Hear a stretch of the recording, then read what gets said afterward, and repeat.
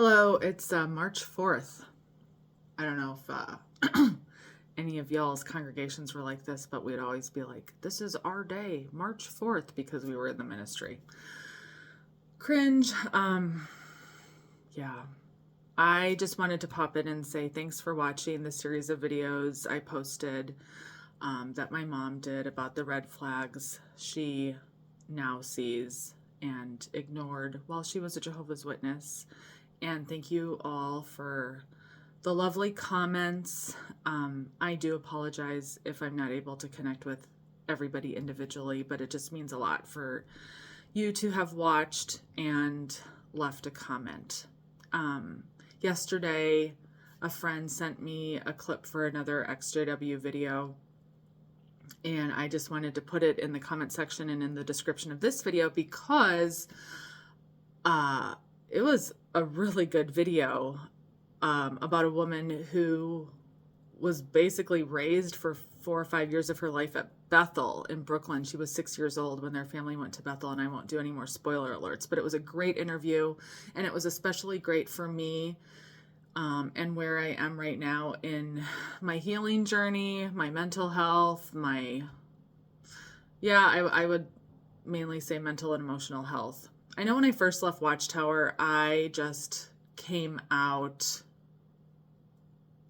with a lot of fury and righteous indignation because of all the injustice, and having very close friends who had survived CSA and other forms of abuse. Even if I hadn't personally experienced it, I had my own we all, if you were born in that organization, you probably have some varying degree of CPTSD.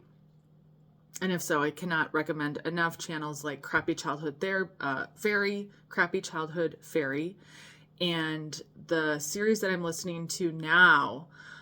He is a Christian pastor, but he has a lot of education in mental health. I'm not sure if he also is like a licensed therapist, but even those sort of things matter to me less and less. A person's life experience and their ability to empathize and show that they have healthy regulation in their life and in their system, that's better than a resume. Because I've done a lot of therapy, and they're all nice people, but some are less helpful than others, I'll put it that way. And his name is Tim Fletcher, and I don't even remember the name of his channel, but he really focuses a lot on anger and shame and CPTSD and trauma, and it's proving to be incredibly beneficial listening to his things. And even as I'm making this video, I'm noticing that I have some shame. I'm always comparing myself to others and people who've been out of Watchtower, or you name the cult, longer or shorter than me, I mean, and thinking, I should be better. I should be more healed than I am.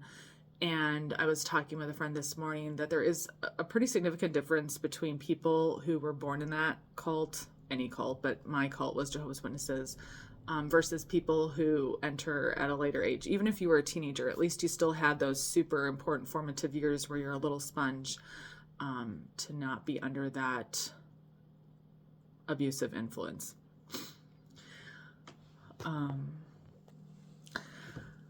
So I was just thinking internally, and I'll say it out loud because I think that takes the power away from it. When I first started making videos and putting myself out there and reaching out and helping people, I don't know if that was like a continuation of the Watchtower response of knocking on doors, except I wasn't knocking on doors. I was making YouTube videos instead of listening more and healing myself.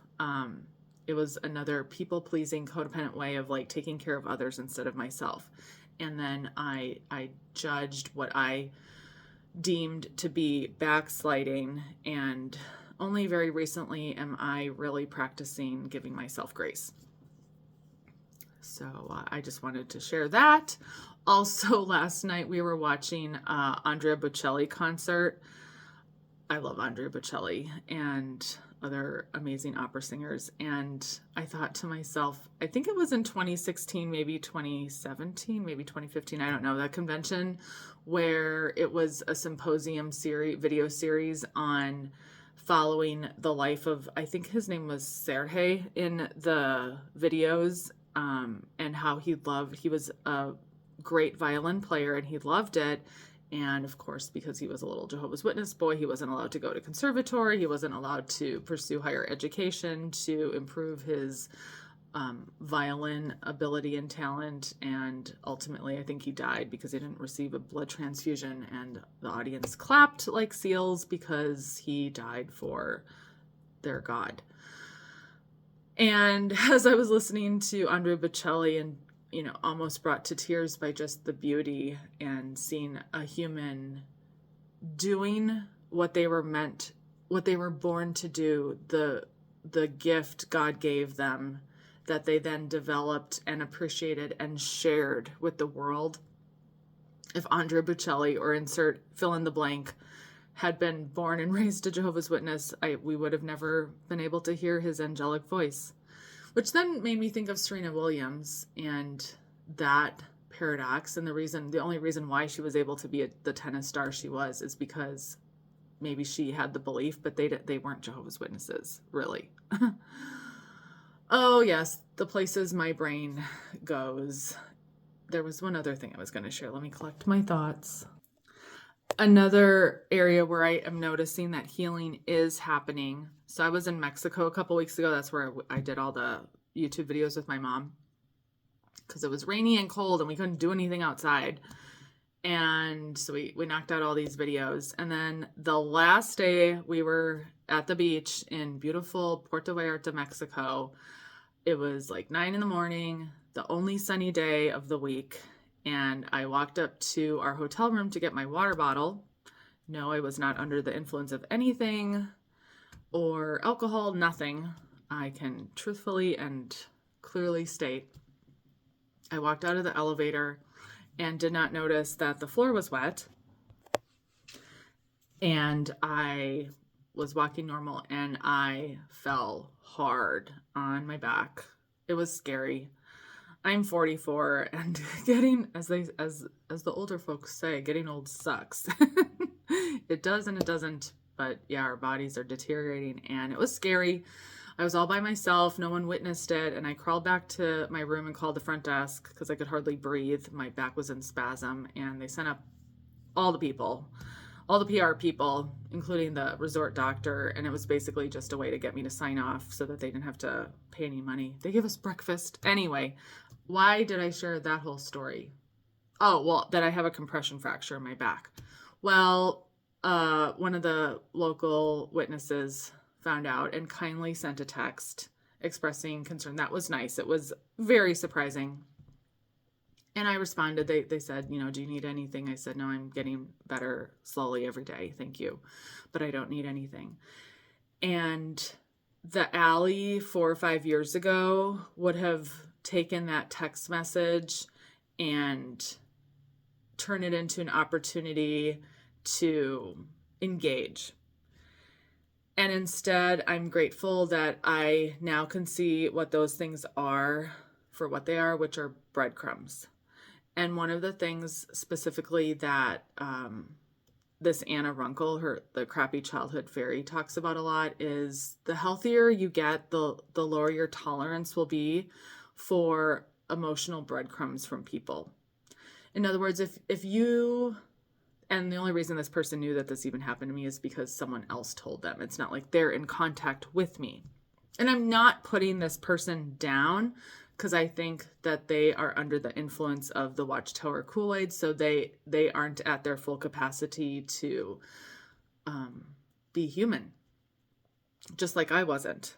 I'm just like I wasn't. And this is going to segue into another little story. This is just an alley ramble. Just putting it out there. So I'm grateful that I don't have to fawn for breadcrumbs from people who don't care about me, really, because love isn't just a word saying, oh, I love you, I care about you. It's an action, and it's consistent action. And we make mistakes with people we love, and I make mistakes with people I love. I can be selfish, I can be neglectful, but consistently, I am loyal. I will be there. I will check in. And when I don't check in regularly, I'll own it. I'll apologize. And yeah, like healthy behavior. So that was another thing. And then the last thing I wanted to share, which still, I get it, but my brain, my human brain still is like, but God, like, do I have to? It's two things actually. I'm remembering two things. I am once again not drinking, and I only have just a few days collected together. I had gotten like 90 days last year, starting in July. And then I went to Europe and thoroughly enjoyed some Italian wine tastings in the foothills of Mount Vesuvius and yada, yada, yada. And it wasn't like what I would say to be out of control. However, I think with my predisposition for using substances to take pain away, I really want to give myself at least a full year of living life under no external influence to numb pain or escape feelings that are difficult to feel. And so that segues to this interview that I heard yesterday that I thought was phenomenal. And that's what I'm going to link below, was the one I was just referring at the beginning of this video. And how the woman who grew up kind of in Bethel and always felt like she needed to be perfect and look perfect, talk about living in a pressure cooker. Well, when she did finally leave Jehovah's Witnesses, she really struggled with alcohol as well. And I could relate to that totally. And I just love how she presented it without the shame. And yeah, so I went to a 12-step meeting today, and I'm really still struggling with, they go around the circle and you say your name and you say, I'm an alcoholic, and everyone says, hi, Allie, and blah, blah, blah. And everyone goes around the circle. We all see it in movies, and it is how it is. And I was listening to this other webinar last night about somatic movement? I guess there's somatic movement and breath work, all these things you can do where you really just focus and get present and in your body, even if it's uncomfortable. And I've been trying to do that with my back. And I love how the man in this webinar said, if you have a cold or a flu, fill in the blank, COVID, whatever, you don't say, I am a cold, I am a flu, I am COVID, I am cancer. And so if you want to go under this whole disease model that they teach in specifically 12-step recovery programs, that this is a disease, which it very well may fully be, whether it's a disease or a choice or nature, nurture. I think it's complex, but I don't want it to be my identity. I'm Allie and I have alcoholism resonates a lot better than saying I'm Allie and I'm an alcoholic. Maybe that resonates with you too. Maybe it doesn't. Maybe you think 12-step is a cult. Maybe it is. Maybe everything is. But so far I haven't experienced the high control, and definitely no shunning or ostracism. I mean, hello, I was, technically relapsing for the last 5 months, and no judgment. Just welcome back. Nice to see you. No pressure. No, that energy of you're falling out of the truth sort of thing. Just, hey, good to see you. Hope to see you again. Come back. We like you. We love you. Feels good to be with people who are like that.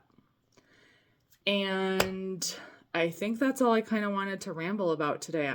Just the healing journey will never end on this side of heaven, or whatever you call it. That's all for now. Have a great day. March 4th.